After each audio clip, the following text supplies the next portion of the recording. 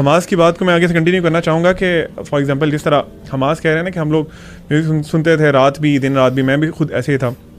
मेरे लिए ना एक बड़ा शॉकिंग वाक़या था कि एक शेख थे, उन्होंने ये इंसिडेंट बताया कि जो लोग बहुत ज़्यादा म्यूज़िक सुनते हैं ना तो डेथ तो देखे आनी है, मरना मैंने भी है, आप सब ने भी मरना है। डेथ के वक्त आप सल्लल्लाहु अलैहि वसल्लम की एक हदीस है कि जो इंसान इन्नमल अमालु बिल ख़वातीम, यानी हमारे जो अमाल है ना वो जब ख़त्म होंगे ना उस हिसाब से जज किया जाएगा। यानी इसका मतलब ये है कि अगर मैं म्यूज़िक सुनते सुनते रात को मर जाता तो क़यामत वाले दिन जब मैं उठाया जाता ना, सब लोगों को अपनी अपनी पड़ी होती, मैं तब भी म्यूज़िक हेड बैंगिंग चल रही होती मेरी तब भी। तो हमारी यूथ को ना एटलीस्ट थोड़ा सा ये सोचना चाहिए कि देखें मौत से कोई भी नहीं फरार हो सका। पूरी कायनात में ना कोई भी इंसान या कोई भी इवन फरिश्ते जिन्नात कोई भी मखलूक मौत से नहीं भाग सकती। तो we should prepare for it. आपको एक स्कॉलर का वाक़या मैं आपको बताने लगा हूँ।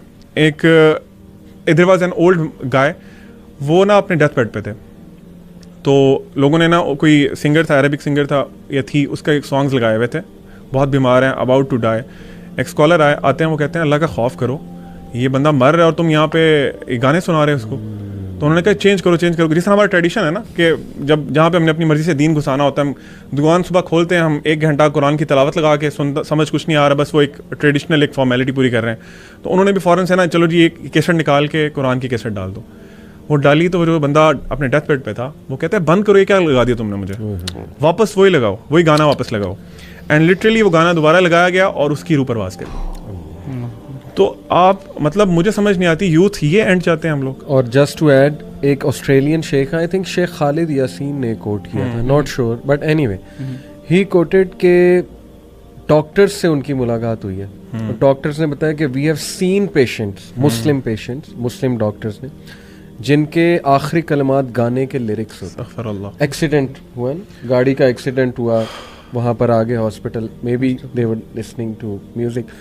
तो अल्लाह माफ़ करे, देखें कलमा आएगा ही तब जब may be you have fulfilled the conditions of कलमा। बाकी अल्लाह की रहमत जिसको चाहे माफ़ कर दे, इसमें को हम होप भी दिलाते हैं। ऐसा नहीं कि हम बहुत ज़्यादा होपलेस कर रहे हैं, लेकिन यू शुड नो कि the way you live will decide how you die. ये तो बहुत बेसिक सी बात है।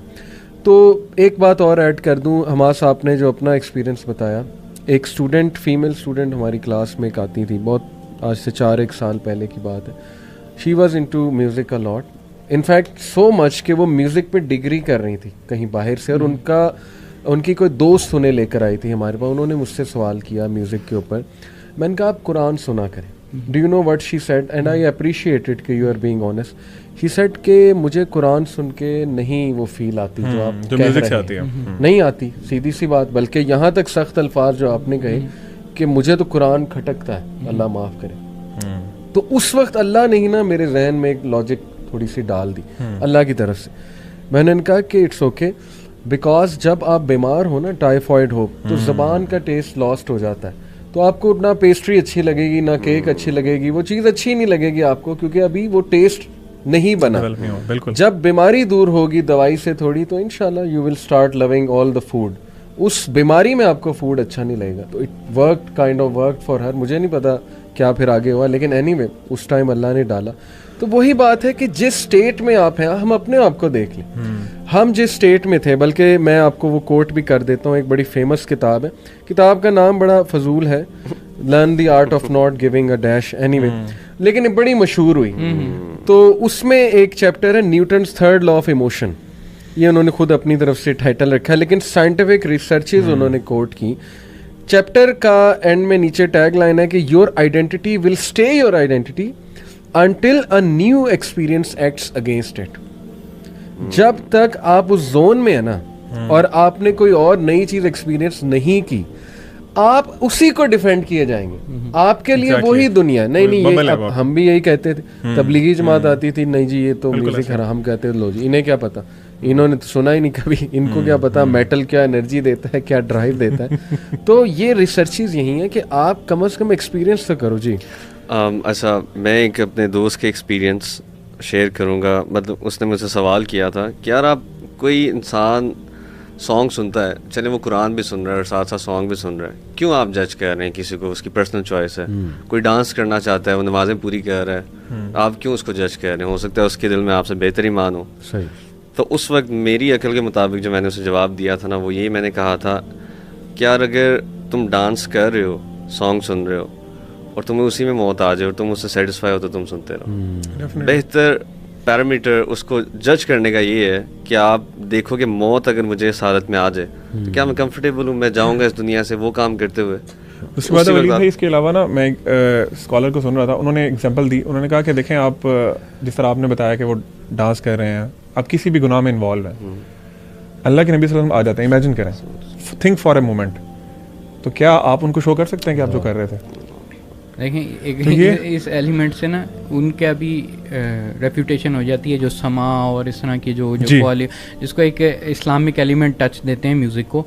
मैं इसकी बहस में नहीं जाना चाहता, लेकिन आप खुद देख लो कि मैंने एक दफ़ा कहा, मैंने कहा अगर वो जो मतलब यानी हज़रा में वो मतलब यानी इस तरह ज़रबे लगा रहे होते हैं, मैंने कहा अगर तुम लोगों को हज़रत उमर देख लेना, उन्होंने सोटी पकड़ लेनी है, उन्होंने डंडा पकड़ लेना है और आप लोगों की हरकतें देख के कहना कि ये तुम लोगों ने दीन के साथ किया, ठीक है ना? क्या सहाबा ये करते थे बैठ के? Hamas criteria is very simple, जिसने मेरा बबल तोड़ा था। वो एक कोट है ना कि if you want to see a tree look at the fruits it's producing. Yes, exactly.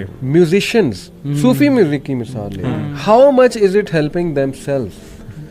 Most musician, बल्कि most मैं कहूँगा 90% they are into girls, they are into affairs, they are into haram stuff, they are into drugs. इनके अंदर paedophilia भी बहुत, paedophilia वो तो फिर बहुत ही रॉक स्टार के अंदर बकायदा ये फिनोमेना उन्होंने काफ़ी नोटिस किया। They are into depression, they like to wake up at night.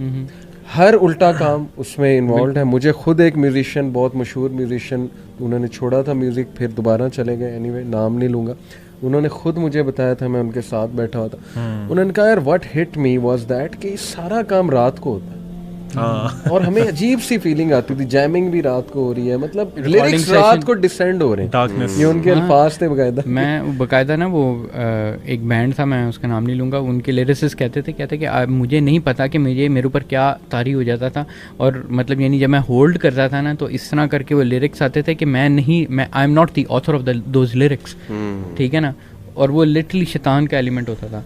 अच्छा एक और सॉरी मैं बात कर रहा हूँ कि वाकई में जो आपकी बात में ही मैं ऐड करना चाह रहा हूँ कि आप जो जानता है अंदर से, जो म्यूज़िक इंडस्ट्री को जानता है, हमारे पास वो बंदे आए हुए हैं, हमने भी उनसे भी मुलाकात की है, वो आपको बताएंगे कि अंदर ही क्या है, ठीक है ना इनकी हरकतें सीधी होती हैं, ठीक है ना डिप्रेशन के शिकार होते हैं, और उसमें एक्सट्रीम किस्म का ईवल एलिमेंट। एक और चीज़ ऐड कर लें, इनमें कंपटीशन, कट थ्रोट कंपटीशन की वजह से बैक बाइटिंग, ये मैंने खुद देखा है। बैंड्स हमने भी बनाने की कोशिश की और एक दूसरे से उस लेवल की नफरत कि अगले का डाउनफॉल जो है ना उसके लिए साजिशें करना, ये वो कल्चर है। बिल्कुल, क्योंकि इसमें मॉरल्स तो है ही नहीं ना, म्यूजिक या सॉन्ग्स में कौन से मॉरल्स सिखाते हैं? तो जब मॉरल्स ही नहीं है, उनके अपने मॉरल्स नहीं है, तो फिर वो जो मर्जी करे। और वही कहें कि ये वो अपेरेंटली कई दफा आपको मॉरल लगते हैं कि जी क्योंकि लिरिक्स बड़े मॉरल हैं, ये वो अंदर से उनकी लाइफ जाके देखते हैं, हसद करने लग जाना। कई सिंगर्स हैं उनका मर्डर हो जाता है, ये जो अभी बता भी रहे थे,